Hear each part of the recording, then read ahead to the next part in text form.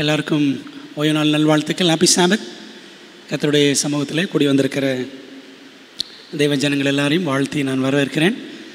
நம்ம மத்தியிலே பிரதர் தியாகு இருக்கிறார். டிடிஎஸ்லேருந்து அன்போடு வரவேற்கிறோம். சென்னையிலேருந்து சிஸ்டர் பாரதி குழந்தையோடு வந்திருக்கிறார்கள். அன்புடன் வரவேற்கிறேன். தம்பி ஜனாவையும் அன்போடு நான் வரவேற்றுக் கொள்கிறேன். இன்னும் ஆன்லைனில் இணைந்திருக்கிற தெய்வ ஜனங்கள் எல்லாரையும் தேவன் பெருக்கமாய் ஆசீர்வதிப்பாராக. தெய்வ சமூகத்தில் நாம் உட்கார்ந்து படிக்கிற பாடங்களை பரலோகத்தின் தேவன் நமக்கு ஆசீர்வதித்து கொடுப்பாராக. நாம் ஒவ்வொரு வாரமும் மாபெரும் போராட்டம் மற்றும் எஜமானுக்காக எரிந்தவர்கள் என்று 2 வித தொடர் வரிசை பாடங்களை நாம் படித்து கொண்டிருக்கிறோம். அந்த வரிசையில் இன்றைக்கு நாம் எஜமானுக்காக எரிந்தவர்கள், மார்டர்ஸ் ஃபார் த மாஸ்டர் என்ற தலைப்பில் பாடம் படிக்க இருக்கிறோம். இன்றைக்கு என்ன தலைப்பில் படிக்க போகிறோம் என்றால், இரட்டை இரத்த சாட்சிகள். இரட்டை இரத்த சாட்சிகள், ட்வின் மார்டர்ஸ் என்ற தலைப்பில் நான் படிக்க போகிறோம். இரட்டை பிள்ளைகள் என்றால், அதாவது ஒட்டி பிறந்த பிள்ளைகள். ஒரு தாய்க்கு ஒட்டி பிறந்த 2 பிள்ளைகளை தான் இரட்டை பிள்ளைகள் நம்ம சொல்லுவோம். அப்படி அநேக இரட்டையர்களை பார்த்துருக்கிறோம். பைபிளில் இரட்டை பிள்ளைகள் என்றால் பழைய ஏற்பாட்டில் 2 செட்டு தான் இருக்கிறாங்க. அப்படி தானே? ஏசா யாக்கோபு, அதாவது ஈசாக்கு ரெபெக்காவுடைய பிள்ளைகள். அதுக்கப்புறம் அதே ஆதியாமத்தில் யூதா என்ற மாமனார், தாமார் என்ற மருமகள், இவர்களுக்கு பிறந்த பாரேஸ், சேரா என்ற 2 பிள்ளைகள். சரிங்களா? இவங்க இந்த 2 தாங்க, 2 ரெட்டை தான் இருக்குது பைபிளில். புதிய ஏற்பாட்டில் வேறு எந்த ரெட்டை பிள்ளையும் கிடையாது. ஆதியாமத்தில் மட்டும் 2 இரட்டை பிள்ளைகளை பார்க்கிறோம். இன்றைக்கு நம்ம படிக்க போகிறது அதுதான், இரத்த சாட்சிகளாய் எரிந்த இரட்டையர்கள் அப்படின்னு நாம் படிக்க இருக்கிறோம். ஆவிக்குரிய இரட்டையர்கள், ஸ்பிரிச்சுவல் ட்வின்ஸ், அதான் இன்றைக்கி படிக்க போகிறோம். சரிங்களா? பரிசுத்த வேதாகமத்திலும் திருச்சபையின் சரித்திரத்திலும் ஒட்டி பிறவாவிட்டாலும் ஒரே நோக்கத்துடன் ஒற்றுமையாய் செயல்பட்ட ஆவிக்குரிய இரட்டையர்கள் அநேகர் இருக்கிறார்கள், பைபிள்லையும் சரித்திரத்திலையும். சரிங்களா? ஆகவே நீங்கள் பைபிளில் பாருங்களேன், ஸ்பிரிச்சுவல் ட்வின்ஸ், ஆவிக்குரிய இரட்டையர்கள் யாருன்னு பார்த்தீங்கன்னா, டேவிட் அண்ட் ஜோனத்தன். தாவீது யோனத்தான் எப்படி இருந்தாங்க? 2 பேரும் ரொம்ப நெருக்கமாக இருந்தார்கள். அதே போல் புதிய ஏற்பாட்டில் பிலிப் அண்ட் நத்தானியல், பிலிப்பு நாத்தான்வேல் 2 பேரும் நினச்சிவாங்க ஒன்றா உட்காந்து தோட்டத்தில் போய் பைபிள் ஸ்டடி பண்ணுவாங்க. யோவான் 1ஆம் அதிகாரத்தில் நாம் அதை குறித்து வாசிக்கிறோம். அதே போல் சரித்திரத்தில் ஆவிக்குரிய இரட்டையர்கள் வேறு யார் இருக்கிறாங்கன்னு பார்த்தீங்கன்னா, 16ஆம் நூற்றாண்டில் Luther and Melanchthon, Martin Luther, Philip Melanchthon, இந்த 2 பேருமே மிகவும் நெருக்கமான ஆவிக்குரிய இரட்டையர்கள் என்று நாம் சொல்ல முடியும். சரிங்களா? அதே போல் அந்த பக்கம் இருக்க 2 படம் ஆவிக்குரிய இரட்டையர்கள் 15ஆம் நூற்றாண்டில், இந்த மார்ட்டின் லூத்தர், மெலங்டன் 16ஆம் நூற்றாண்டில். அதுக்கு முன்னாடி இருந்த ஆவிக்குரிய இரட்டையர் யார் யாருன்னு பார்த்தீங்கன்னா, ஜான் ஹஸ், ஜெரோம் என்று நாம் பார்க்கிறோம். John has and Jerome. Adventist சரித்திரத்தில் அப்படி ஆவிக்குரிய இரட்டையர்கள் யாராவது இருக்கிறாங்களான்னு பார்த்தீங்கன்னா, எட்வர்ட் சதர்லேண்ட், பிடி மேகன், பெர்சி டி மேகன், இந்த 2 பேரும் மிக திறமையாக நம்முடைய திருச்சபையின் ஆரம்ப காலகட்டத்தில் வல்லமையான ஊழியங்களை, குறிப்பாக கல்வி மற்றும் மருத்துவ மிஷனரி ஊழியங்களை செய்தவர்கள். நிறைய மாடல் காலேஜஸ், நல்ல முன்மாதிரியான பள்ளிக்கூடங்களை, கல்லூரிகளை உருவாக்கினவர்கள் இந்த 2 பேரும், சதர்லேண்ட் அண்ட் மேகன். இவர்களை பற்றி ரொம்ப சுவாரஸ்யமான கதைகள்லாம் இருக்கிறது. சரிங்களா? நமக்கு அதற்கு நேரம் இல்லை. அதே போல் ஏடி ஜோன்ஸ் அண்ட் இஜே வேகனர், இந்த 2 பேரும் அட்வென்டிஸ்ட் திருச்சபையில் பயங்கரமான பிரசங்கியார்கள், ஸ்பிரிச்சுவல் ட்வின்ஸ். அகைன் மறுபடியும் ஆவிக்குரிய இரட்டையர்கள் அப்படின்னு சொல்லலாம். ரைச்சஸ்னஸ் பை ஃபெய்த் கான்ஃபரன்ஸ், விசுவாசத்தினால் நீதிமான் பிழைப்பான் என்ற தலைப்பில் வல்லமையான செய்திகளை 1888 கொடுத்த ஊழியக்காரர்கள். பைபிள் சொல்லுகிறது, பிரசங்கி 4ஆம் அதிகாரம் 9-10 வசனங்களில், ஒண்டியாய் இருப்பதிலும் இருவர் கூடியிருப்பது நலம், அவர்களுடைய பிரயாசத்தினால் அவர்களுக்கு நல்ல பலன் உண்டாகும். ஒருவன் விழுந்தால் அவன் உடனாளி அவனை தூக்கி விடுவான், ஒண்டியாய் இருந்து விழுகிறவனுக்கு ஐயோ, அவனை தூக்கிவிட துணை இல்லையே. அதாவது ஒண்டியாக தனியாக இருக்கக்கூடாது. எப்படி இருக்கணும்? 2 பேராக இருக்கணும் என்பது தேவனுடைய திட்டம். அதனால தான் ஆண்டவர் என்ன செய்தார்? திருமணத்தை ஏற்படுத்தினார். நமக்கு தெரியும்ல, அதே 2:18 ஆண்டவர் ஆதாமுக்கு ஏவாளை உண்டாக்கினார். அதே போல் புதிய ஏற்பாட்டுக்கு வந்தால் லூக்கா 10ஆம் அதிகாரம் 1ஆம் வசனத்தில் ஆண்டவர் இயேசு கிறிஸ்து 70 பேரை 70 சீஷர்களை எப்படி அனுப்பினார்? 2 பேரை அனுப்பினார். பிரியமானவர்களே, இந்த 2 பேர் என்ற திட்டம் யாருடைய திட்டம்? ஆண்டவருடைய திட்டம், பரலோகத்தின் திட்டம். பிரியமானதே பிள்ளைகளே, அப்போ கேள்வி வருகிறது, 2 பேராக ஏற்படுத்துகிறவர் ஆண்டவர் தான். ஒருவேளை நாம் திருமணம் முடித்திருந்தோம் என்றால் கணவன் மனைவியாக ஆண்டவர் நம்மை ஏற்படுத்தி இருக்கிறார். என்ன செய்கிறோம் ஆண்டவருக்காக? சரி, அல்லது ஆலயத்தில் ரொம்ப நெருக்கமாக 2 பேர் இருக்கிறோம் அப்படின்னா, பெண்களோ ஆண்களோ ரொம்ப நெருக்கமாக இருக்கிறோம் என்று சொன்னால் என்ன செய்கிறோம்? ஆவிக்குரிய ரீதியாக ஆண்டோடைய மகிமைக்காக யோசிக்கணும். பிரியமானதே பிள்ளைகளே, இன்றைக்கு ஒட்டி பிறவாவிட்டாலும் 2 பேர் ஆவிக்குரிய ரீதியாக ஒரே சிந்தையோடு செயல்பட்டார்கள்.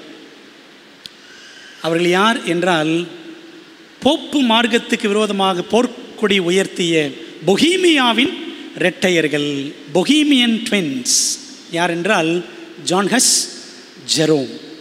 இந்த 2 பேர் பற்றி தான் இன்றைக்கி நம்ம படிக்க போகிறோம். சரிங்களா? மாபெரும் போராட்டத்தில் இவர்களை பற்றி ஒரு தனி சாப்டரே இருக்குது, அப்படி தானே?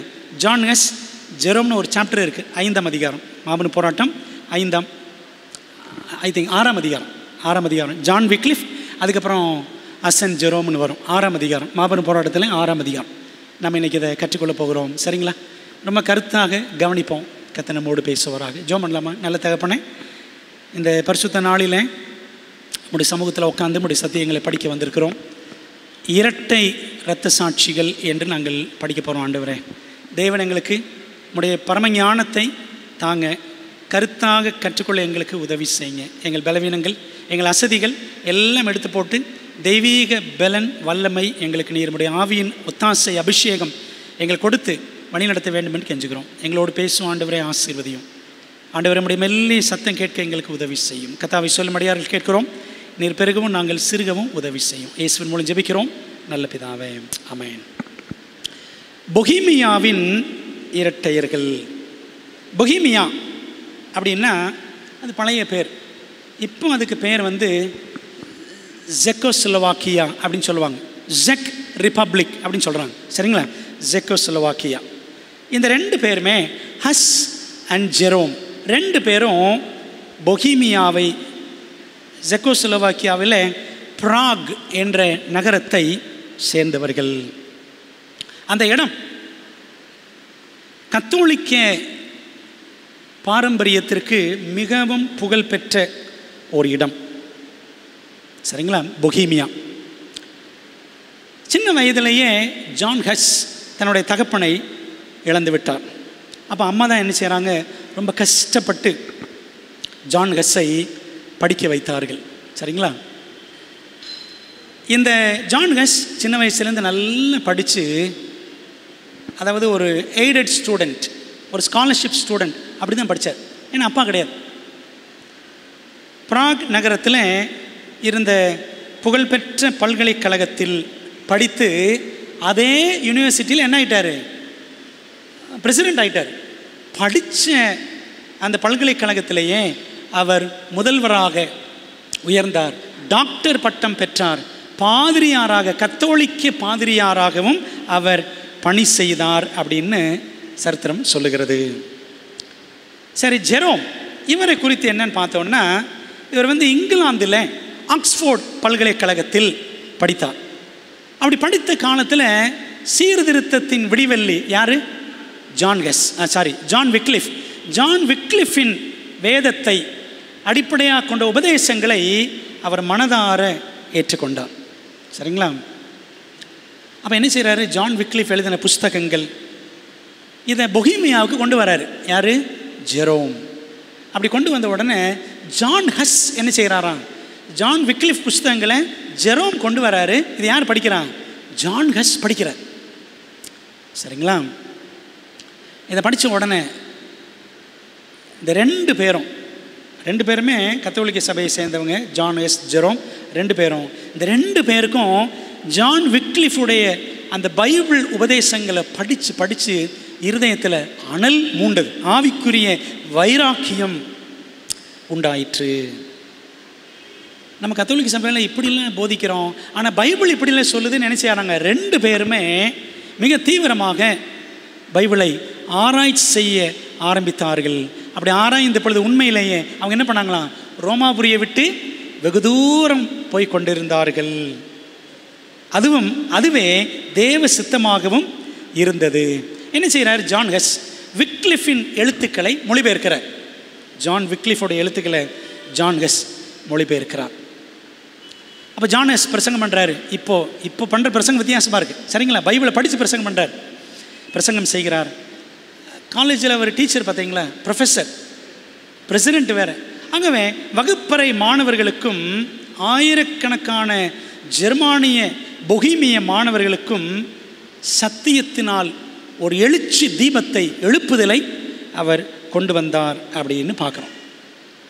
இந்த காலகட்டத்தில் என்ன நடக்குது அப்படின்னு சொன்னால், ஜான் ஹஸ் மற்றும் ஜெரோம் இவங்க என்ன செய்யக்கூடாது? இந்த பைபிளில் இருந்தெல்லாம் பேசக்கூடாது அப்படின்னு சொல்லிட்டு தடை பிறப்பிக்கப்பட்டது. அந்த காலத்தில் என்ன நடந்துச்சுன்னு பார்த்தீங்கன்னா, ரெண்டு பேர் வர்றாங்க. இங்கிலாந்துலேருந்து ரெண்டு பேர் வர்றாங்க. அவங்க யாருன்னே தெரில. அவங்க ரெண்டு பேர் பேரும் எனக்கு கிடைக்கல, தேடி பார்த்தேன். எலன் மைட் எழுதும் பொழுது சொல்கிறாங்க, பொஹீமியாவை கலக்கிய இங்கிலாந்தின் ரெட்டையர்கள். ஜான் எஸ் ஜெரோம் வேறு, இப்போ நான் சொல்கிற ரெட்டையர் வேறு. இவங்க என்ன செய்கிறாங்க? இந்த ரெண்டு பேரும் விக்லிஃபின் ஃபாலோவர்ஸ், ஜான் விக்லிஃபுடைய பின்னடியார்கள்.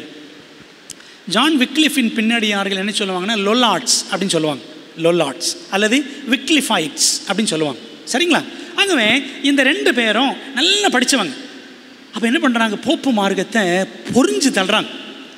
இந்த ரெண்டு பேரும் பேர் தெரியாத இந்த ரெட்டையர்கள்.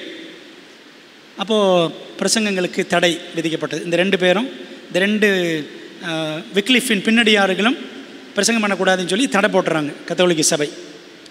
அப்போது என்ன செய்கிறது? வேறு வழிமுறையை அவர்கள் கையாண்டார்கள். என்ன தெரியுமா? இந்த ரெண்டு பேரும் சித்திரம் தீட்டி சத்தியம் அறிவித்தார்கள். ஆங்காங்கே படம் வரைஞ்சாங்களாம் சுபத்தில், பப்ளிக் பிளேஸில். என்ன படம் வரைஞ்சாங்க? ரெண்டு படம் வரைஞ்சாங்க. ஒரு படம் கழுது மேலே இயேசு கிறிஸ்து பவனி வரக்கூடிய ஒரு படம். இன்னொரு படம் என்ன படம்? போப்பு என்ன செய்கிறார்? ரொம்ப ஆடம்பரமாக பிரம்மாண்டமாக அவர் பட்டாடைகள் மினுங்க, படை வீரர்கள் புடைசூழ, குதிரையின் மேல் குதூகலமாய் பவனி வருகிறார். தலையில் 3 அடுக்கு கிரீடம். எதுக்கு 3 அடுக்கு? வானம், பூமி, பாதாளம் எல்லாத்துக்கும் நான் தான் அதிபதி அப்படின்ற மாதிரி. அதான் 3 அடுக்கு கிரீடம் போப்பு தரித்திருந்தது போல இந்த படம். இந்த படத்தை என்ன செய்கிறாங்க? இந்த ரெண்டு பேரும், பேர் சொல்லப்படாத இந்த ரெண்டு பேரும் பொஹீமியாவில் அங்கங்கே வரைஞ்சிடறாங்க. சரிங்களா? இதை யார் பார்த்துடுறான்னா ஜான் ஹஸ்ஸும் பார்த்துடுறார். ஜான் ஹஸ்ஸும் பார்த்துட்டு அவர் உள்ளத்தில் ஒரு பெரிய தாக்கம் உண்டாயிற்று. ஆண்டவர் இயேசு கிறிஸ்து எப்படி எளிமையாக இருக்கிறாரு, ஆனால் நம்ம சபைக்கு ஆண்டவர்னு சொல்கிறோமே போப்ப ஆண்டவர், இவர் எவ்வளோ ஆடம்பரமாக இருக்கிறாருன்னு சொல்லிட்டு ஜான் ஹஸ் உள்ளத்திலேயே ஒரு பெரிய தாக்கம் உண்டாயிற்று. இந்த ரெண்டு பேர் என்ன செஞ்சாங்கன்னா, அதாவது படம் வரைந்த ரெண்டு பேர் ஆபகுக் 2ஆம் அதிகாரம் 2ஆம் வசனம், ஆபகுக் 2:2. இந்த படங்கள் பார்த்தீங்களா? ஒரு படத்தில் யார் இருக்கா? இயேசு கிறிஸ்து. இன்னொரு படத்தில் போப் இருக்கிறார். ஆபகுக் 2:2 இதை வச்சு தான் இவங்க படம் வரைஞ்சாங்க. இந்த வசனம் என்ன சொல்லுது? அப்பொழுது கர்த்தர் எனக்கு பிரதியுத்தரமாக, நீ தரிசனத்தை எழுதி அதை கடந்தோடுகிறவன், யாரெல்லாம் அப்படி தாண்டி போகிறாங்களோ கடந்தோடுகிறவன் வாசிக்கும்படி பலகைகளில் தீர்க்கமாக வரை. சரிங்களா? இதைத்தான் என்ன செய்கிறாங்க? அப்படியே ஃபாலோ பண்ணாங்க இந்த 2 பேரும். இதைத்தான் யாரும் ஃபாலோ பண்ணா? வில்லியம் மில்லர் காலத்தில் சார்லஸ் ஃபிட்ச், ஞாபகம் இருக்குங்களா? 1843 சார்ட் அட்டவணை வரைஞ்சார். தானியேல், வெளிப்படுத்தல், இந்த 2300 ராப்பகல், இதை பற்றியெல்லாம் படம் வரைஞ்சார். சரிங்களா? இப்போ நம்ம இந்த காலத்தில் பவர் பாயிண்ட் போட்டு பேசுகிறோம். சரிங்களா? அந்த காலத்தில் என்ன செஞ்சாங்க?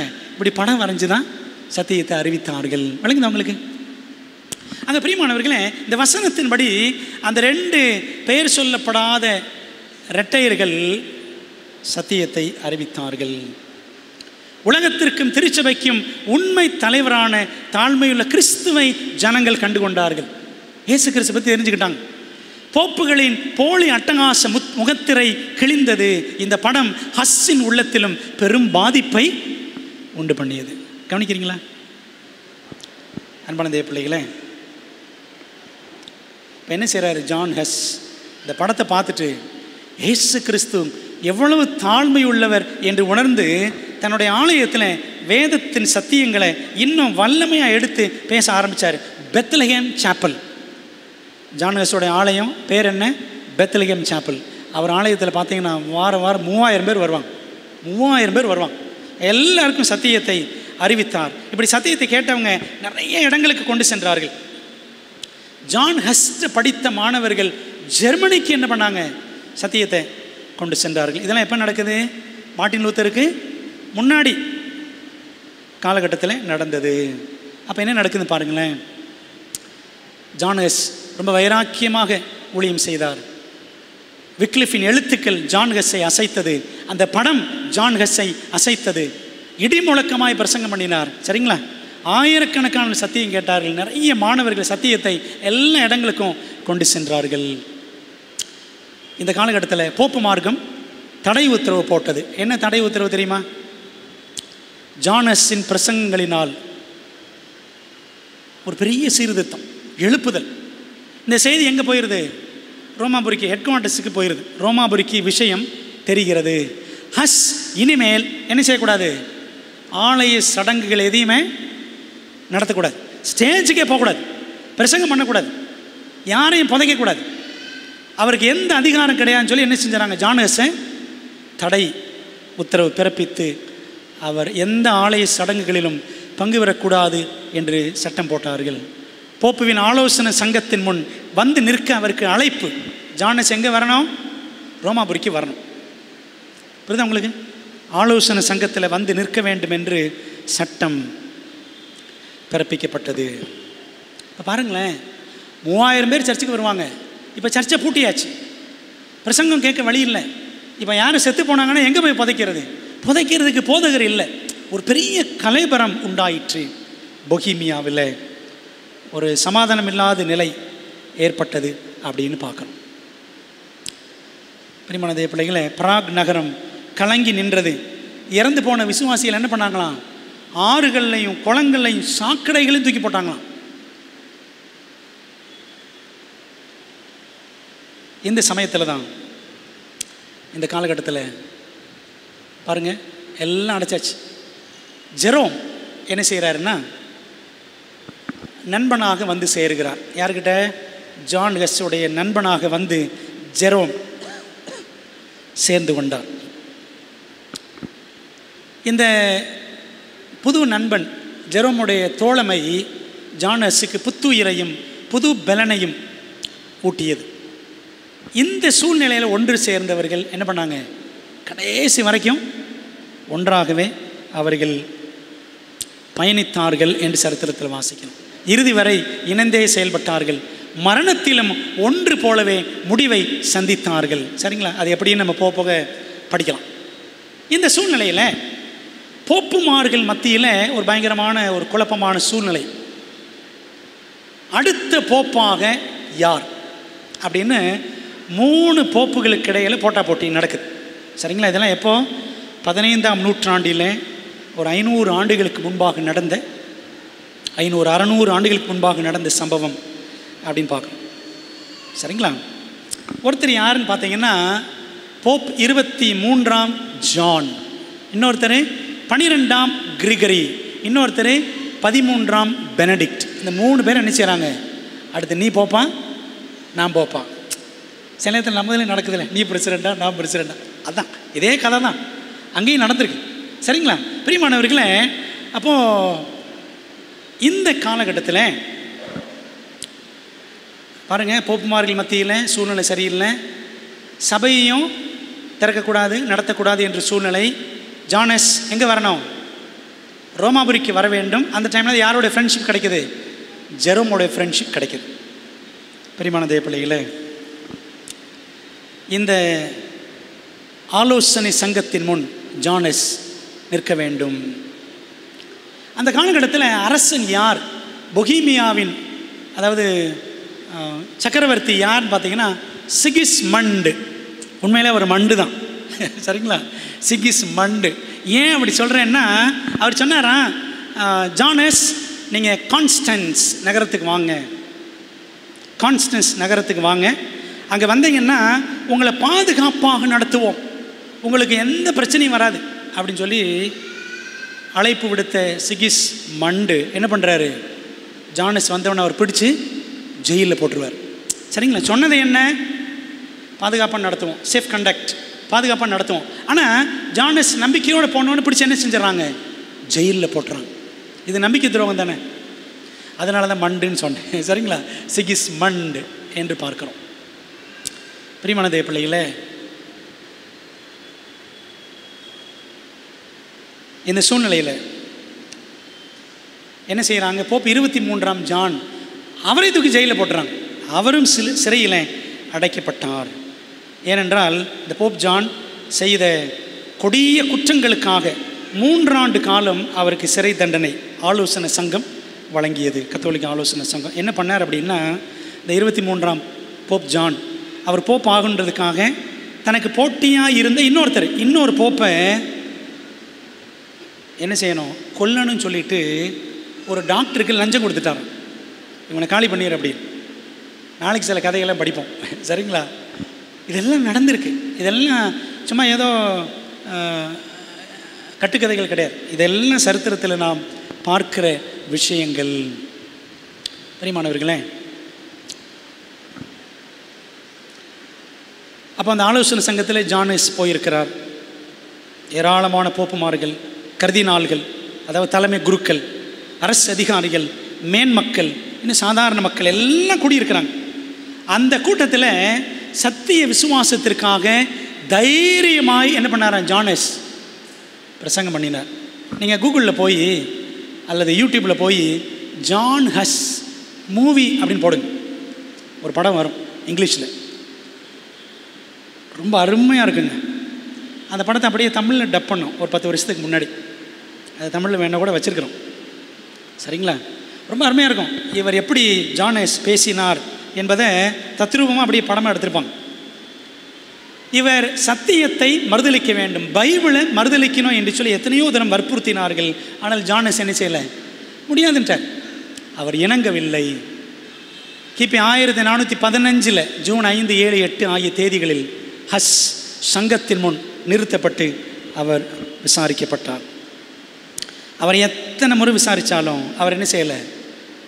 தைரியத்தை அவர் இழக்கவே இல்லை என்பதை நாம் திட்டவட்டமாக படிக்க முடியும். சீர்திருத்த வீரன் சீர்குலையாமல் சத்தியத்திற்காக நின்றார் என்று சரித்திரம் சாட்சி பகிர்ந்து. அவர் மீது என்ன குற்றச்சாட்டுகள் அப்படின்னா, ஜூலை 6ஆம் தேதி 1415ஆம் வருஷம் ஆர்ச் ஹெரட்டிக், பிரதான மத புரட்டன் என்று அவர் மேலே தீர்ப்பு அறிவித்தார்கள். 47 குற்றச்சாட்டுகள் ஜானஸ் மேலே. என்னது? 47 சார்ஜஸ். பிரசங்கம் பண்ணதுக்கு எத்தனை குற்றச்சாட்டுகள் பார்த்தீங்களா?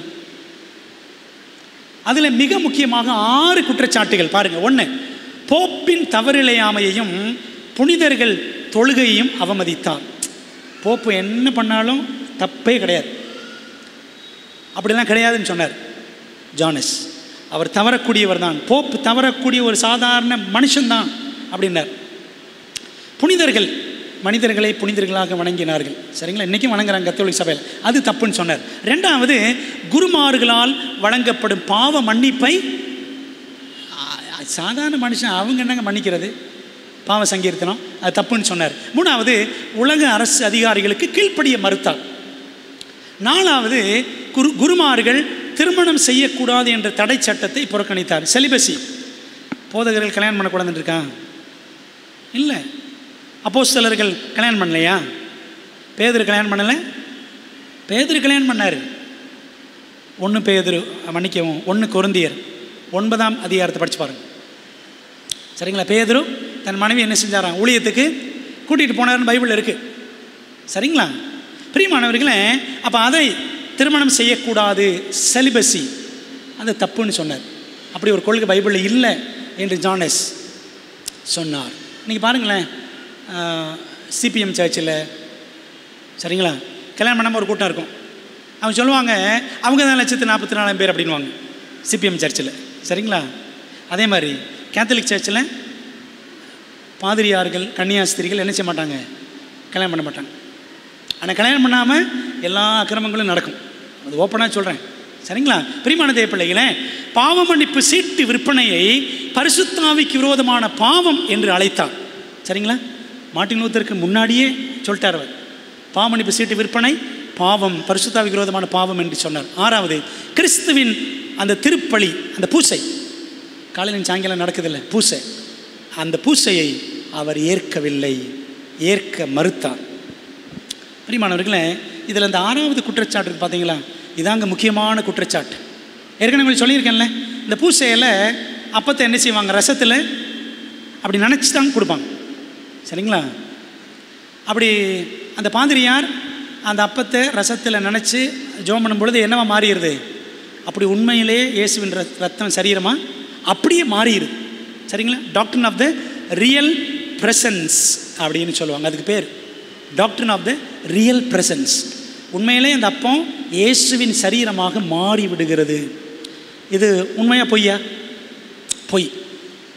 இதை மார்ட்டின் லூத்தரும் சரி, ஜானஸ் இவங்களும் ஏற்றுக்கவே இல்லை. இப்படி ஏற்றுக்கொள்ளாததுனால தான் அநேக இரத்த சாட்சிகளாக கொல்லப்பட்டார்கள். சரிங்களா? முக்கியமான காரணம் அதுதான். அநேகருக்கு விடுதலை மறுக்கப்பட்டது, அநேகர் எரிக்கப்பட்டார்கள். சரிங்களா?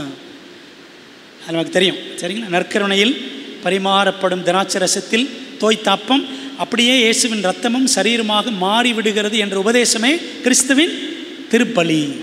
இது பைபிளில் இல்லாத ஒரு பொல்லாத உபதேசம். சரிங்களா?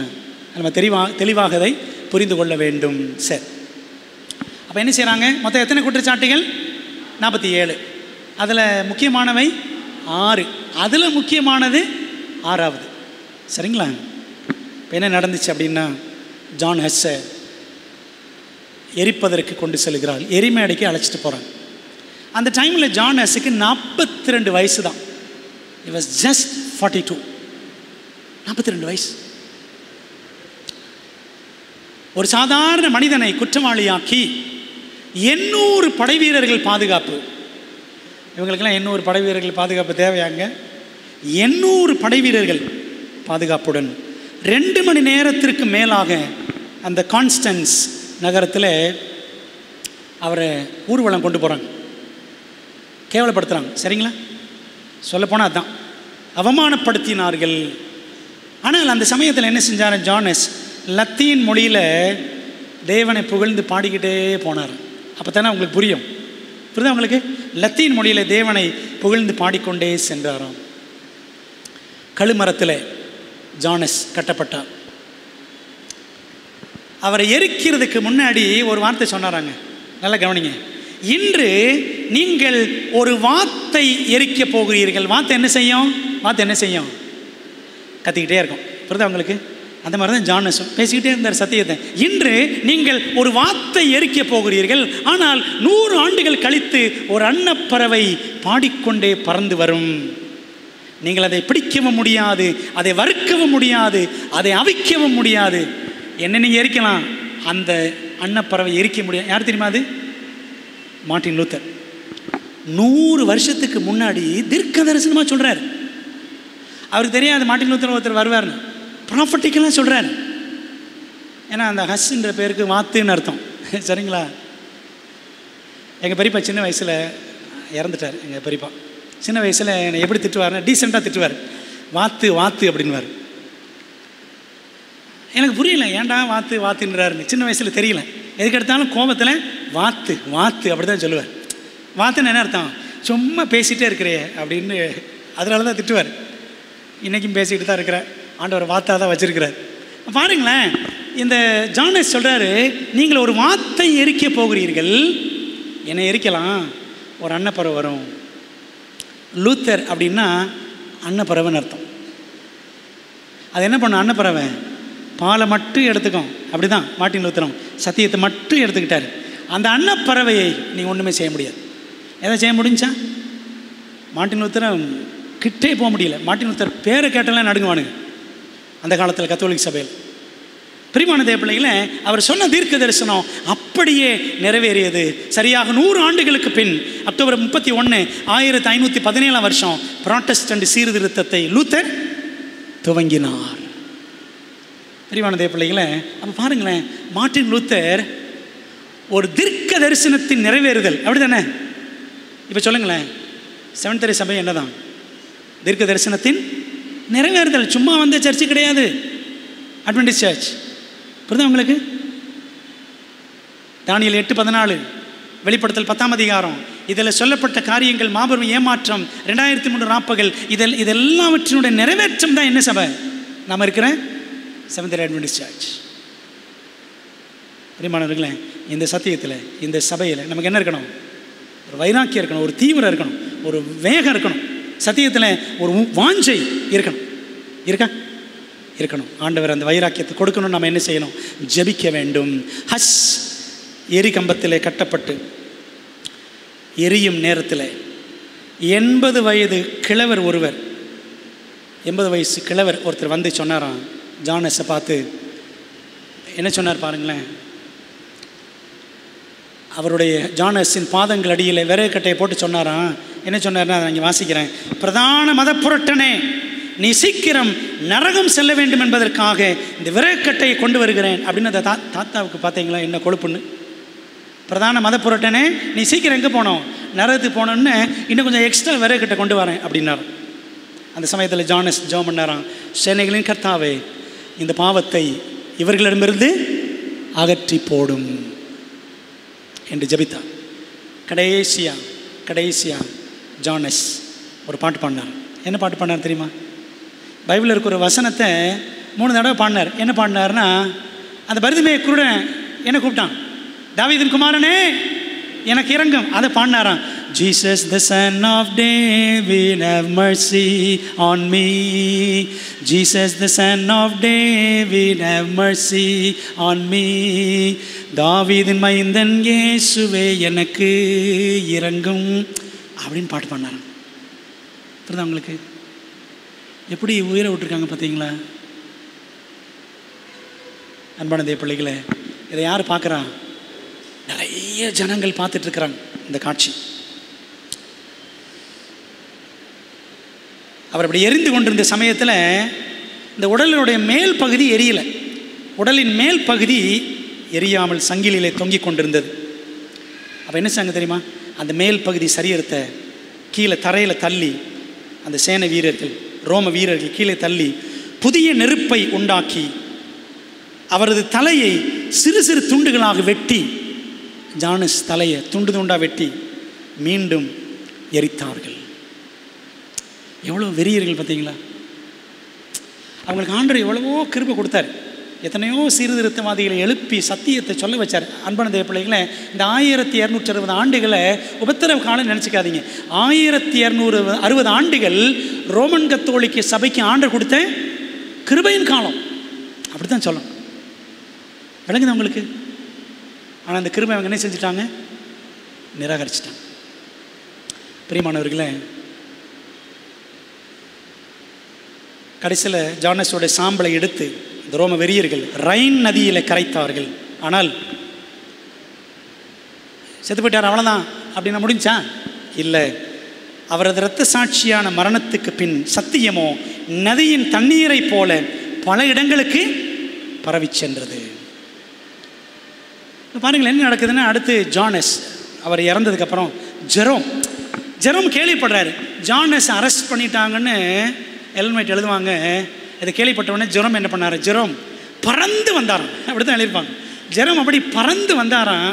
சரி ஒன்றும் செய்ய முடியாதுன்னு தெரிஞ்ச உடனே சரி ரிட்டர்ன் போகிறார். என்ன பண்ணிடுவாங்க, அவரை ஜெரோம் பிடிச்சிடும். பிடிச்சி அவரை ஜெயிலில் தள்ளிடுவாங்க. அன்பானதே பிள்ளைகளே, ஜானஸோட நிலைமை அறிந்து அவர் மிகவும் வேதனைப்பட்டார். என்ன பண்ணாங்கன்னா, அந்த ஜெரோமை எப்படியாவது ஜானஸுக்கு உதவணும்னு நினச்சாரு, முடியலை. கடைசியில் அவர் ஜெயிலில் காற்றும் வெளிச்சமும் இல்லாத ஈரமும் துர்நாற்றமும் நிறைந்த சிறை அறையில் 340 நாட்கள், சுமார் 1 வருஷம் ஜெரோம் கைதியாக கிடந்ததால் உயிரை போக்கும் ஒரு கொடிய நோய் அவருக்கு உண்டாயிற்று. ஒரு கை பார்த்தீங்கன்னா கிட்டத்தட்ட அழுகி, ஜெரோமுடைய ஒரு கை அழுகி அப்படி சதைகள் கீழே கீழே விழுகிற அளவுக்கு அந்த நோய் இருந்துச்சு. அன்பான தேவ பிள்ளைகளே, ஒரு பக்கம் இறந்துட்டாருன்னு ரொம்ப வேதனை, ஜெரோமுக்கு மிகுந்த வேதனை. இப்போ என்ன பண்ணுறாங்க, ஒரு விசாரணை கொண்டு வராங்க ஜெரோமை. என்னாச்சு தெரியுமா? அப்படி வந்த சமயத்தில் ஜெரோம் கத்தோலிக்க விசுவாசத்தை பற்றி கொள்ளவும் விக்லிஃப் மற்றும் ஹஸ்ஸின் வேத உபதேசங்கள் புரட்டானவை என்று அறிக்கையிடம் வாக்குறுதி கொடுத்து, ஜானஸ் அவர் பண்ண பிரசங்கெல்லாம் தப்பு தான், விக்லிஃபோட உபதேசங்கள் எல்லாம் தப்பு தான், கத்தோலிக் சபை தான் கரெக்டுன்னு என்ன பண்ணிடுறாரு, இவருடைய பலவீனத்தில் மறுதளிச்சுறார். ஆலோசனை சங்கத்தின் தீர்மானத்தை ஏற்றுக்கொள்கிறேன் அப்படின்னு சொல்லிடுறார். சரி, இவர் தப்பிச்சுடுவான்னு பார்த்தா தப்பிக்கலை. திரும்ப என்ன பண்ணிட்டாங்க, இவர் மேலே சந்தேகம் தூக்கி ஜெயிலில் போட்டுறாங்க. திரும்ப ஜெரோமை சிறைச்சாலையில் அடைத்தார்கள். அப்படி ஜெயிலில் கிடந்தப்போ என்னாச்சு தெரியுமா, வழுவிப்போன விசுவாசம் திரும்பவும் உயிரடைந்தது, உறுதியடைந்தது. சிறையின் இருளில் தனது பின்மாற்றத்தை குறித்து அவர் தீவிரமாக யோசித்தார். ஆண்டவர், நான் மறுதளிச்சிட்டேனே, சத்தியத்தை நான் மறுதளிச்சிட்டேனே, ஜானஸ் தப்புன்னு சொல்லிட்டேனே, ஜான் விக்லிஃப் பொய்ன்னு சொல்லிட்டேனே சொல்லிட்டு மிக வேதனைப்பட்டு அவர் பொருத்தனை பண்ணாராம். ஆண்டவரே, எனக்கு இன்னொரு சான்ஸ் கிடச்சிச்சுன்னா நான் என்ன பண்ணுவேன், சத்தியத்துக்காக நிற்பேன் ஆண்டவரே அப்படின்னு ஒரு பொருத்தனை செய்தார். ஆண்டவர் அந்த வாய்ப்பை கொடுத்தார். ஆலோசனை சங்கம் மறுபடியும் கூடியது. தேவ பலத்தால் கூடியிருந்த எல்லாரும் முன்பாக அந்த 2வது முறை அவர் வல்லமையாக பேசினார். சத்தியத்திற்காக சளைக்காமல் பேசினார்.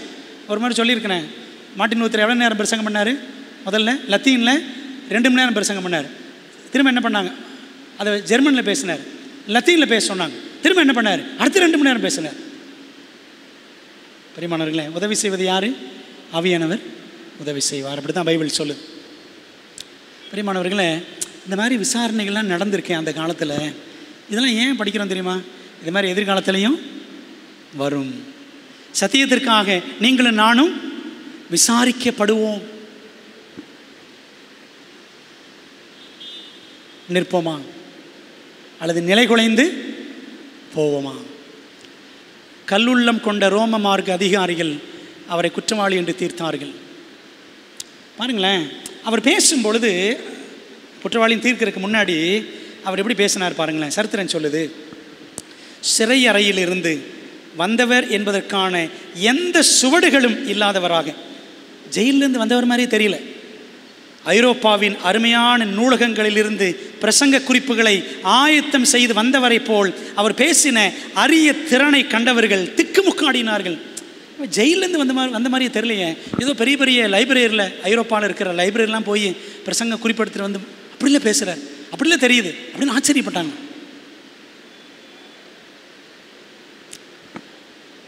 அவர் பேசுவதுதான் சத்தியம் என்று அநேகர் உள்ளங்களிலே உணர்த்தப்பட்டார்கள். ஆனால் என்றுமே அடங்காத, மனம் திரும்பாத, கல்லுள்ளம் கொண்ட ரோம மார்க்க அதிகாரிகள் ஜெரோமையும் குற்றவாளி என்று தீர்த்தார்கள். என்ன பண்ணாங்க தெரியுமா? ஜான் ஹஸ்ஸை எங்கே எரிச்சாங்களோ அதே இடத்துக்கு யாரை கொண்டு போனாங்க? ஜெரோமை கொண்டு போனாங்க. அதனால தான் சொன்னேன் ஸ்பிரிச்சுவல் ட்வின்ஸ். அவரை போலவே, ஹஸ்ஸை போலவே என்ன பண்ணாராம் ஜெரோமோ? வழி நடுங்க பாட்டு பாடிக்கிட்டே போனாராம். நம்ம பாட்டு பாடுவோமா? என்ன பாட்டு பாடுவோம்? நம்மளை எரிக்க போகிறாங்க அப்படின்னா, சத்தியத்தின் நிமித்தம் நம்மை சிதைக்க போகிறார்கள் என்றால் என்ன பாட்டு பாடுவோம்? சரி, என்ன பாட்டு நார்மலாக வாயில் வருது? அந்த காலத்தெல்லாம் விட்டுருங்க, இப்போ யோசிங்க, என்ன பாட்டு வாயில் வருது? என் ஃபோனில் என்ன பாட்டு இருக்குது? காதில் மாட்டி நான் கேட்குறேனே, காதில் மாட்டி கேட்குறவங்களாம் கத்துற பாட்டு தான் கேட்குறாங்கன்னு அர்த்தமா? கண்ட பாட்டெல்லாம் கேட்டுட்ருக்கிறோமா? பிரியமான தேவ பிள்ளைகளே, வழிநடுக பாடிக்கிட்டே போனாராம். அகத்திலும் முகத்திலும் சமாதானமும் மகிழ்ச்சியும் பெருக்கெடுத்து ஓடியது.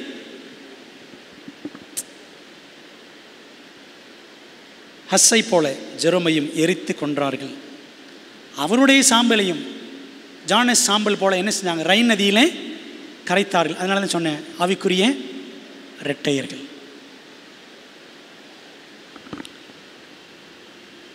பிரியமான தேவ பிள்ளைகளே, இரட்டையர்கள் கற்றுத்தரும் இரட்டை பாடங்கள், 2 lessons, 2 லெசன் படிச்சுட்டு முடிக்க போகிறோம். சரிங்களா? இரட்டையர்கள் கற்றுத்தரும் இரட்டை பாடங்கள். 1, அன்நேச்சுரல் கரேஜ், அன்காமன் கரேஜ், அசாதாரணமான தைரியம். பிரியமானவர்களே, வேதத்துக்கு புறம்பான கொள்கைகளையும் கத்தோலிக்க குருமார்களின் அட்டகாசங்களையும் கண்டிப்பதில் ஹஸ்ஸும் ஜெரோமும் தைரியம் உள்ளவர்களாக விளங்கினர். எரிமேடையில் 2 பேரும் கட்டப்பட்டிருந்த போதும் மரணத்தை மகிழ்ச்சியுடன் வரவேற்பவர்களாக காணப்பட்டார்கள். தைரியமாக என்ன செஞ்சாங்களா? மரணத்தை வரவேற்றாங்க. பெரியமானவர்களே, பாருங்களேன்,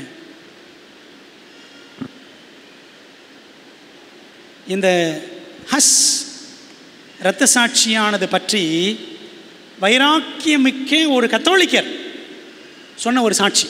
சரிங்களா? ஒரு கேத்தலிக் ஜானஸை பற்றி சொல்கிறார். ஜானஸ், ஜெரோம் 2 பேர் பற்றியும் என்ன சொல்லிருக்கார் பாருங்களேன், வாசிப்போம். ஹஸ்ஸும் அவருக்கு பின் விரைவில் இறந்த ஜெரோமும் 1 வருஷம் கழிச்சு அவர்களது கடைசி மணி நேரம் வந்தபோது இருவரும் ஒரே எண்ணமுடையவர்களாக இருந்தனர். அவர்கள் வேதனையை பற்றி அழுது புலம்பவில்லை. அவங்க என்ன செய்யலை? அழுதெல்லாம் புலம்பலை.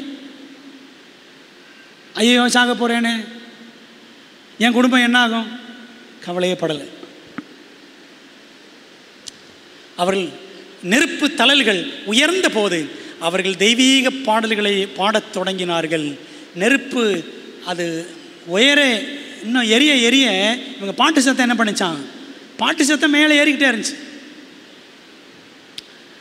அவர்களது பாடல்களை நெருப்பின் பயங்கரத்தால் நிறுத்த முடியவில்லை. யாருங்க சொல்கிறான்? ஒரு கேத்தலிக் சொல்கிறார். அவங்களும் கேத்தலிக் தான், ஹஸ்ஸும் ஜெரோமும். ஆனால் என்னவா மாறிட்டாங்க? புராட்டஸ்டண்ட்டாக மாறிட்டாங்க. பைபிள் பிலீவிங் கிறிஸ்டியன்ஸாக, வேதாமத்தை நம்பும் கிறிஸ்தவர்களாக, வேதாமத்தை பின்பற்றும் கிறிஸ்தவர்களாக மாறிவிட்டார்கள். நம்ம எத்தனை பேருங்க வேதாமத்தை பின்பற்றும் கிறிஸ்தவர்கள்?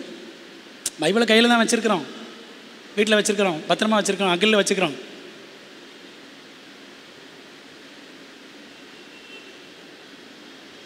பிரியமானவர்களே, அவரது சத்தம், இந்த ஜெரோமை எரிச்சாங்கல்ல, எரிக்கிற சமயத்தில் பாட்டு பாடிட்டே இருக்கிறாரு. அப்போ பாருங்களேன், அவர் சத்தம் கேட்காத நிலைமை வந்துருச்சு. ஆனால் சரித்திரம் சொல்லுது, அந்த ஜெரோமுடைய உதடுகளும் தலையும் தொடர்ந்து 15 நிமிஷம் அசைஞ்சிக்கிட்டே இருந்துச்சான். தொடர்ந்து 15 நிமிஷம் உதடும் தலையும் ஆடிக்கிட்டே இருந்துச்சான். என்ன அர்த்தம்? பாட்டு பாடிக்கிட்டே இருந்தார். நம்ம பாருங்களேன், சர்ச்சில் வந்து பாட்டு பாட சொன்னால் கூட இப்படி உட்காந்துருப்போம். ஆமாவா இல்லையா? சர்ச்சில் வந்து குத்துக்கள் மாதிரி உட்காந்துருப்போம் சில நேரத்தில். சாகர நேரத்தில் பாட்டு பாடியிருக்காங்க. அன்பான தேவ பிள்ளைகளே,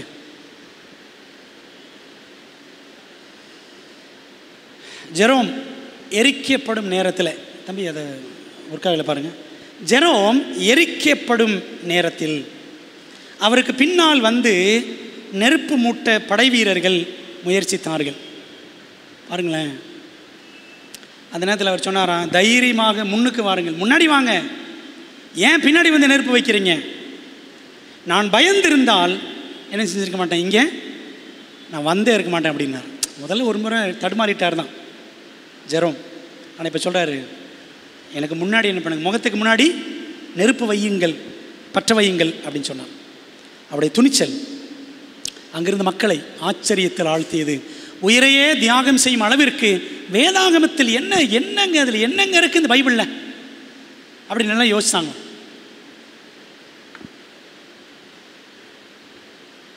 அன்று அவருடைய மரணத்தை பார்த்த பலர் வேதத்தை வாசிக்க ஆரம்பித்தனர். சிலர் கிறிஸ்துவை ஏற்றுக்கொண்டனர். நிறைய பேர் பைபிளை படிக்க ஆரம்பித்தாங்க. சரிங்களா? அது யாருடைய பைபிள்? John விக்லிஃபோட Bible. அப்போ தான் கொஞ்சம் கொஞ்சமாக வருது. ஜான் விக்லிஃப் என்ன பண்ணார்? டிரான்ஸ்லேட் பண்ணி கையில் எழுதி தான் அவர் கொண்டாந்தார். அந்த காலத்தில் பிரிண்டிங் ப்ரெஸ் வரல. ஜான் விக்லிஃபோடைய சீடர்கள் என்ன பண்ணாங்க? கையிலேயே பைபிளை எழுதினாங்க. இன்றைக்கி நம்ம பிரிண்ட் பண்ணி கொடுத்தாலும், இங்கிலீஷில் வந்தாலும் தமிழில் வந்தாலும் பலவிதமான மொழிபெயர்ப்புகளை வச்சுருந்தாலும் படிக்க மாட்டேங்கிறோம். படிக்கிறவர்கள் படிப்பார்கள், படிக்காதவர்கள் படிக்காமலே இருந்துடக்கூடாது. பிரியமான தேவ பிள்ளைகளே, இந்த இடத்துல நம்ம என்ன செய்யணும்னா மார்ட்டின் லூத்தருடைய தைரியத்தை கொஞ்சம் திரும்பி பார்க்கணும். மார்ட்டின் லூத்தர் என்ன சொன்னார் பாருங்கள். அவர் சொன்ன ஒரு ஸ்டேட்மெண்ட், வோம்ஸ் நகரில் விசுவாசத்தை அவர் மறுதலிக்கணும் என்று சொன்ன பொழுது அவர் சொன்னார், என் பதில் இப்படித்தான் இருக்குன்னு சொன்னாராம். என்ன சொன்னார் பாருங்கள். போப்பு அந்த கிறிஸ்துவின் பதிலாளியாக இருக்கிறார் என்று முன்பு நான் கூறினேன். இப்போது அவர் கர்த்தரின் எதிராளியாகவும் சாத்தானின் அப்போஸ்தலனாகவும் இருக்கிறார் என்று அவர் சொன்னார். மாபெரும் போராட்டம் பக்கம் 176. போப்பு யாரா? அந்த கிறிஸ்துவின் பதிலாளி. நீங்கள் அந்த கிறிஸ்து யாரோன்னு சொல்லிட்டு இருக்கிறாங்க, அப்படி தானே? தப்பான விதத்தில். சரிங்களா? பைபிள் தீர்க்க தரிசனத்தில் நான் பார்க்குற அந்த கிறிஸ்து யார்? போப்பு மார்க்கம். சரிங்களா? போப்பு அந்த கிறிஸ்துவின் பதிலாளியாக இருக்கிறார் என்று முன்பு நான் சொன்னேன். இப்போது அவர் கர்த்தரின் எதிராளியாக சாத்தானின் அப்போஸ்தலனாக இருக்கிறார் என்று நான் சொல்லுகிறேன் அப்படின்னு சொன்னான். எவ்வளோ தைரியம் பார்த்தீங்களா? நேருக்கு நேர் சொல்கிறது. அப்போ எவ்வளவு தைரியம், ஆவிக்குரிய தைரியம் இருந்திருக்க வேண்டும். பிரியமான தேவ பிள்ளைகளே, இன்னொரு இடத்துல அவர் ஆக்ஸ்பர்க் நகரில் விசாரணைக்காக லூத்தர் கைது செய்யப்பட்டு கால்நடையாக சென்று கொண்டிருந்த நேரத்தில் அவர் வழியிலே கொல்லப்படுவார் என்று அச்சுறுத்தல்கள் உண்டாயின. அப்போ தயவுசெய்து போகாதீங்க அப்படின்னு சொன்னாங்களாம். அங்கே போகாதீங்க உங்களை கொன்றுவாங்கன்னாங்க. அப்போ சொன்னார் பாருங்களேன், மார்ட்டின் லூத்தர் சொன்னார், உலகத்திற்கு கிறிஸ்துவின் வார்த்தையை கொடுக்க விரும்புகிறவர்கள் மரணத்தை ஒவ்வொரு மணி நேரத்திலும் எதிர்பார்க்க வேண்டும். சத்தியத்தை சொல்லணும்னு நினைக்கிறீங்களா? you have to be ready to die anytime. மரிக்கிறதுக்கு எந்த நேரமும் என்ன செய்யணும்? ஆயத்தமாக இருக்கணும் என்று அவர் சொன்னாராம். பிரியமான, இதுக்கு பேர் தான் ஹோலி போல்ட்னஸ், பரிசுத்த தைரியம். பைபிளில் 2 தீமோத்தேயு 1:7 படித்தோம். தேவன் நமக்கு பயமுள்ள ஆவியை கொடாமல் என்ன ஆவியை கொடுத்துருக்காரு? பலமும் அன்பும் தெளிந்த புத்தியும் உள்ள தைரியத்தின் ஆவியையே கொடுத்திருக்கிறார். நிற்கிறோமா சத்தியத்துக்காக?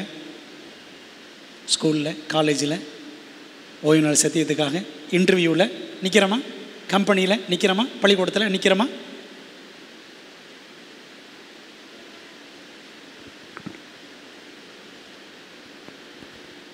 முதல் பாடம் என்ன? அசாதாரணமான தைரியம், அன்நேச்சுரல் கரேஜ். ரெண்டாவது கடைசி, அசையாத அர்ப்பணிப்பு, அன்ஸ்வர்விங் கமிட்மெண்ட். ஜானஸ் தன்னுடைய பள்ளி படிப்பை முடித்து பல்கலைக்கழகத்திற்கு போகிறார். அப்படி போகிற வழியில், ஏன்னா அப்பா சின்ன வயசில் செத்து போயிட்டார்ல, தாய் மகனும் நடந்து போகிறாங்க ரோட்டில். அப்படி போகும்பொழுது அம்மா சொன்னாங்களாம், மகனே, என்னால் கொடுக்க முடிந்தது என் அன்பும் ஜெபமும் தான். அம்மா என்ன சொல்கிறாங்க? பிள்ளை, உனக்கு என்ன கொடுக்குறேன்? I give you my love and my prayers. என் அன்பு, என் ஜெபத்தை உனக்கு கொடுக்குறேன் மகனே, அதான் என்கிட்ட இருக்குது.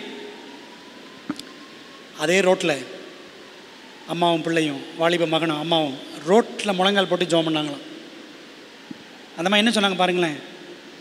அதப்பா சொன்ன வார்த்தை, ஆண்டவரே, என் மகனை ஆசீர்வதியும், அவனை வல்லமையாய் பயன்படுத்தும், உமக்கு உண்மையாயிருக்க உதவி செய்யும். ஒரு தாய் பண்ண ஜெபம் உண்மையாக இருந்தாரா? அந்த ஜெபத்தை ஆண்டவர் கேட்டாரா? என்ன ஜெபம் பண்ணாங்க அந்த அம்மா? ஆண்டவரே, என் பிள்ளையை ஆசீர்வதி. எப்படி ஆசீர்வதிக்கணும்? அவனை வல்லமையாக உமக்காக பயன்படுத்தும். ஆண்டவரே, அவன் எப்படி இருக்கணும்? உமக்கு உண்மையாக இருக்க உதவி செய்யும் என்று அந்த அம்மா ரோட்டில் முழங்கால் போட்டு அந்த அம்மாவும் அந்த பிள்ளையும் ஜெபம் பண்ணாங்க. இன்றைக்கி இங்கே இருக்கிற அம்மாமார்கள், இதை கேட்டுக்கொண்டிருக்கிற தாய்மார்கள், பிள்ளைக்கா என்ன ஜெபம் பண்ணுறோம்? என் பிள்ளை ஸ்கூலில் ஃபஸ்ட்டு வரணும், டான்ஸில் ஃபஸ்ட்டு வரணும், ரொம்ப அவசியம். அதெல்லாம்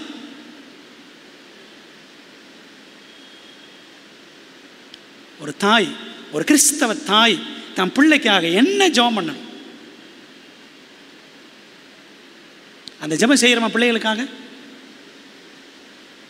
பிரியமான தேவ பிள்ளைகள, அந்த மாதிரி ஜெபம் பண்ணாங்க.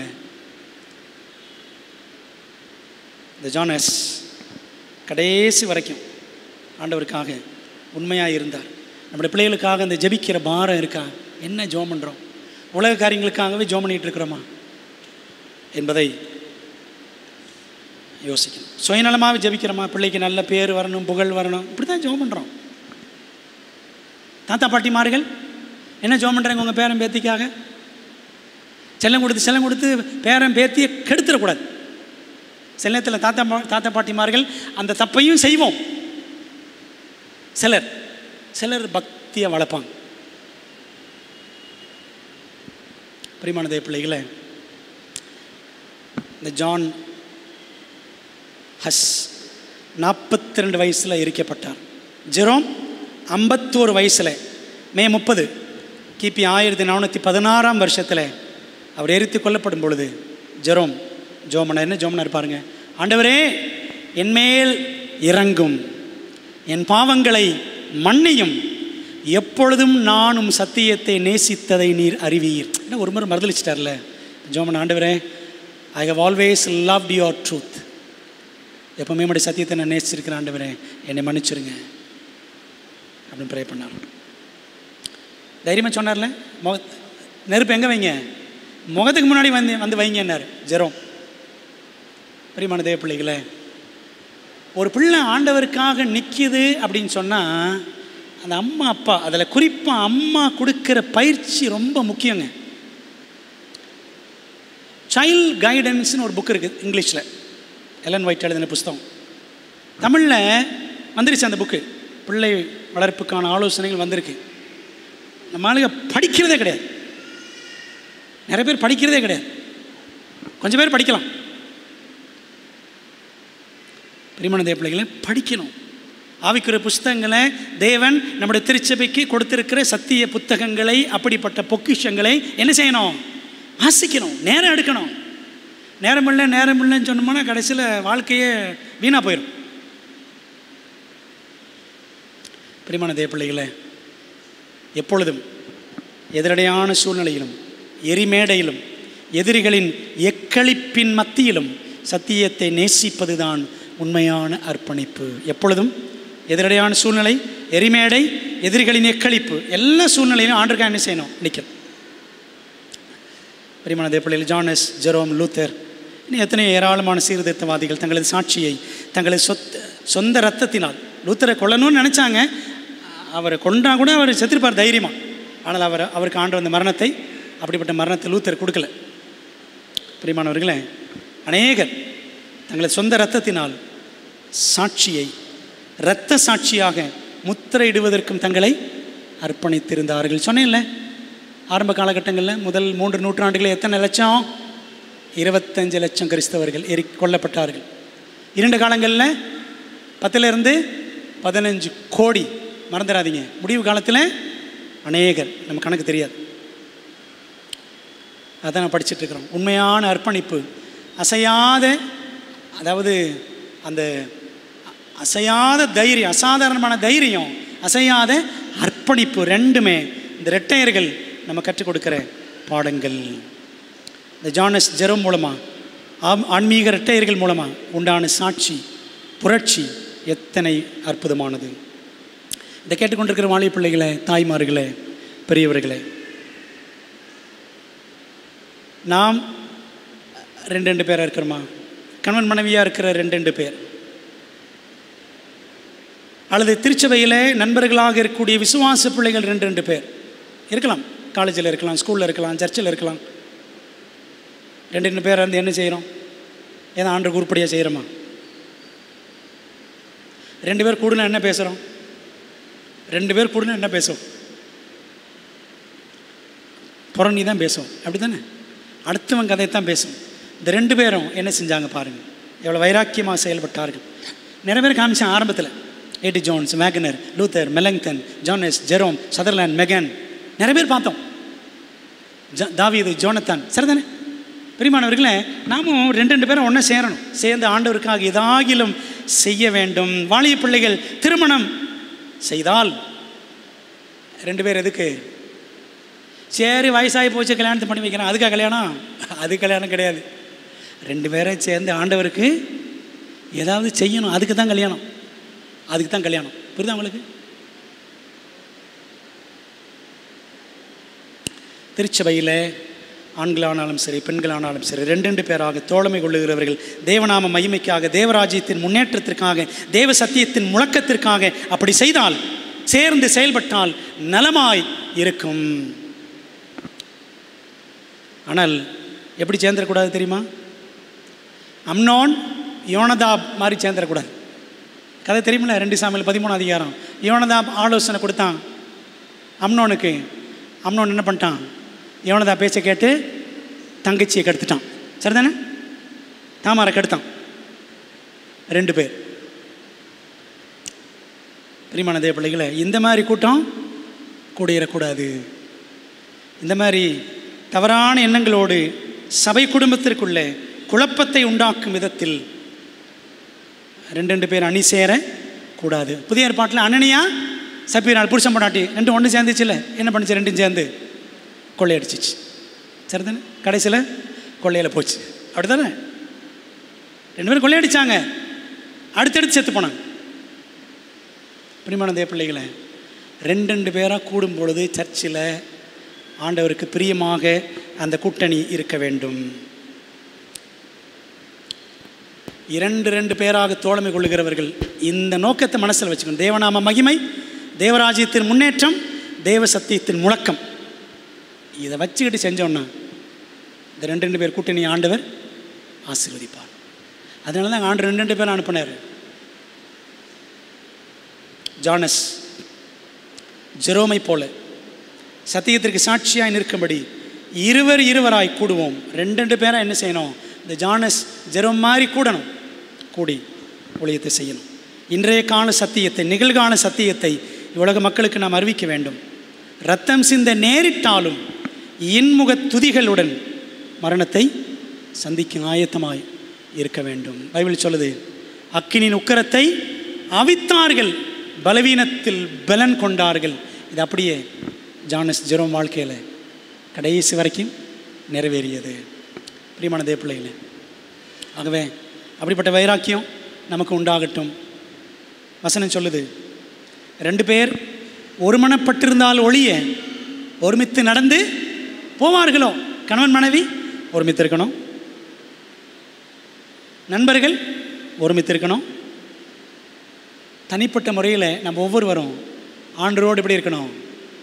நானும் ஆண்டவரும் ஒருமித்து ஏனோக்கு மாதிரி இருக்கணும்.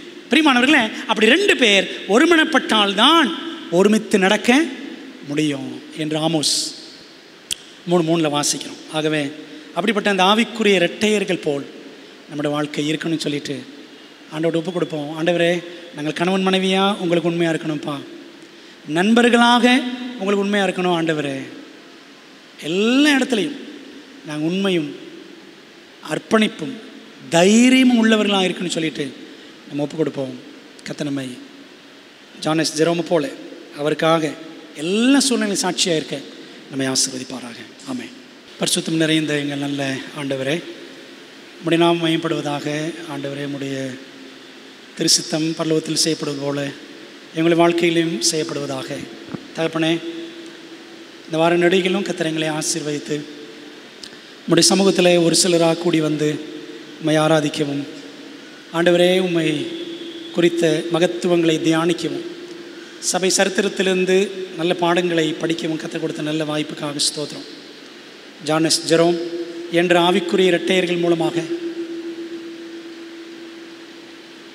அசாதாரணமான தைரியம், அசையாத அர்ப்பணிப்பு என்ற 2 பாடங்களை நாங்கள் படித்தோம். ஆண்டவரே தகப்பனே, கடைசி கால தேவ ஜனங்களாய் எங்களிடத்தில் ஆண்டவர் எதிர்பார்க்கிற இந்த அரிய குணங்களை நீர் தம்முடைய ஆவியினால் எங்களுக்குள்ளாக வளர்த்தருள வேண்டும் என்று ஜெபிக்கிறோம். தினந்தோறும் தேவனோடு உறவு கொள்ளாத பட்சத்தில் எங்களுக்குள்ளே இப்படிப்பட்ட ஆவிக்குரிய நற்குணங்கள் வளர்வது சாத்தியமில்லை என்பதை உணர்ந்து தகப்பனே, நாங்கள் உமக்குள் வளர்வதில் உற்சாகம் கொள்ள எங்களுக்கு உதவி செய்யும்.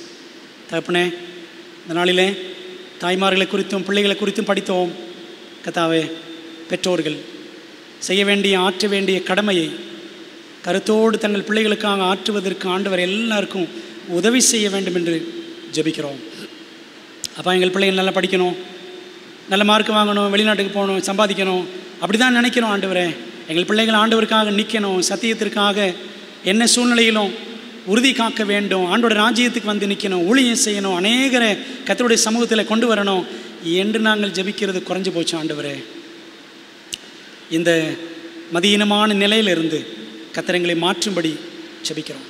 நாங்கள் படிக்கிற இந்த சத்தியங்கள் எங்கள் உள்ளங்களில் தைரியத்தையும் வைராக்கியத்தையும் உண்டு பண்ணட்டும். ஆண்டவரே, தகப்பனே, ஹஸ்ஸை போல ஜெரோமை போல எங்களுக்கு ஆண்டவர் சத்திய வைராக்கியத்தை கொடுங்க.